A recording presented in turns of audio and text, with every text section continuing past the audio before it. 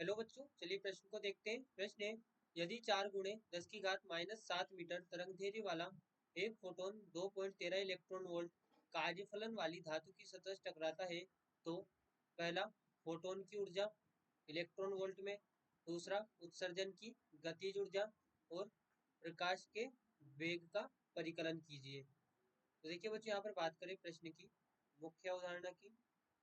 मुख्य अवधारणा मुख्य अवधारणा तो देखिए बच्चों, यहाँ पर पहला जो फोटोन की ऊर्जा है उसे हम यहाँ पर E बराबर hc बटे लेमडा से ज्ञात करते हैं।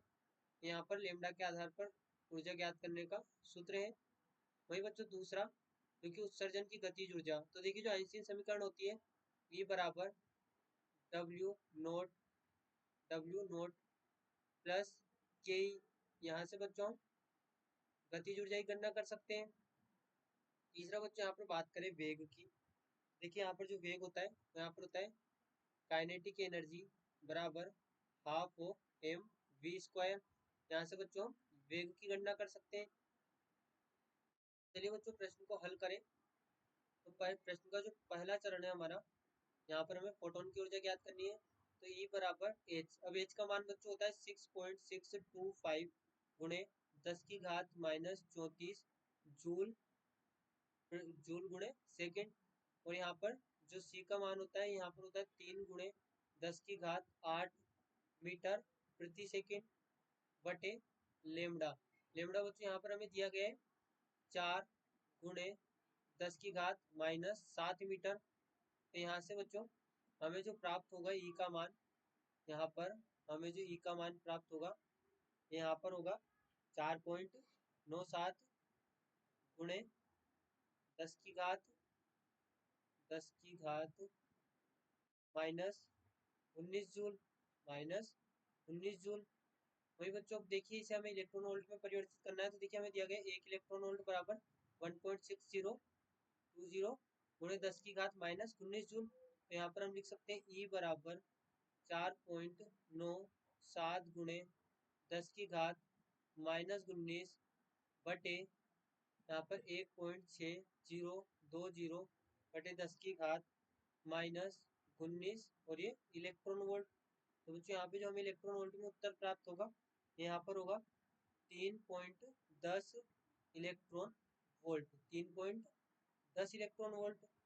वही बच्चों बात करें देखिए प्रश्न के दूसरे चरण की, जिसमें कि हमें यहाँ पर कार्यफलन का मान निकालना है।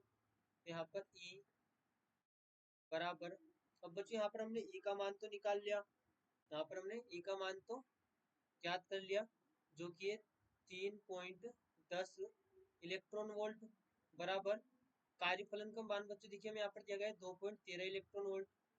2.13 इलेक्ट्रॉन वोल्ट प्लस के। देखिए यहाँ से जो हमारे पास में काइनेटिक एनर्जी का उत्तर आएगा ये यहाँ पर होगा 0.97 इलेक्ट्रॉन वोल्ट। 0.97 इलेक्ट्रॉन वोल्ट हमें यहाँ पर काइनेटिक एनर्जी यानी गतिज ऊर्जा प्राप्त होगी। गतिज ऊर्जा में यहाँ पर प्राप्त होगी। और बच्चों यहाँ पर देखिए बात करें प्रश्न के तीसरे चरण की, तो देखिए तीसरे चरण में हमसे कहा गया है कि हमें यहाँ पर वेग का मान निकालना है। तो जो यहाँ पे काइनेटिक एनर्जी हमें प्राप्त हुई है 0.97 इलेक्ट्रॉन वोल्ट। इलेक्ट्रॉन वोल्ट यहाँ पर बच्चों इसका मान रखें हम। देखिए इसे हम जूल में परिवर्तित करें तो यहाँ पर जूल में परिवर्तित करने के पश्चात गुणे 1.0620 गुणे 10 की घात -19 बराबर हाफ ओ एम। अब बच्चों यहाँ पर इलेक्ट्रॉन का जो द्रव्यमान होता है वो होता है 9.31। देखिए हम पहले तो इसे किस आधार पर हल कर रहे हैं ये देखें। यहाँ पर हम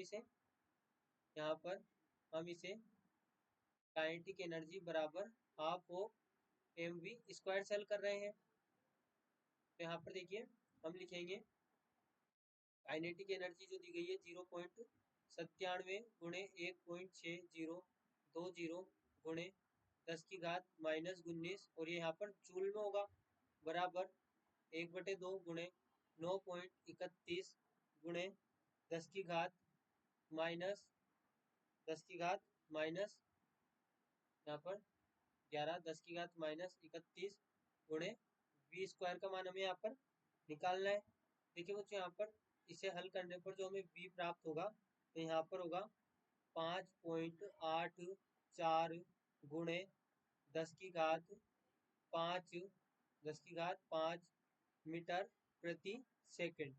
ये बच्चों हमें यहाँ पर वेग प्राप्त होगा। तो देखिए हमने प्रश्न में तीनों चरण को हल किया यहाँ पर। पहला जहाँ पर प्रोटॉन की ऊर्जा ज्ञात की, दूसरा जहाँ पर कि हमने गतिज ऊर्जा ज्ञात की, और तीसरा जहाँ पर कि हमने यहाँ पर वेग का मान ज्ञात किया। आशा करते हैं आपको प्रश्न समझ आया होगा। धन्यवाद।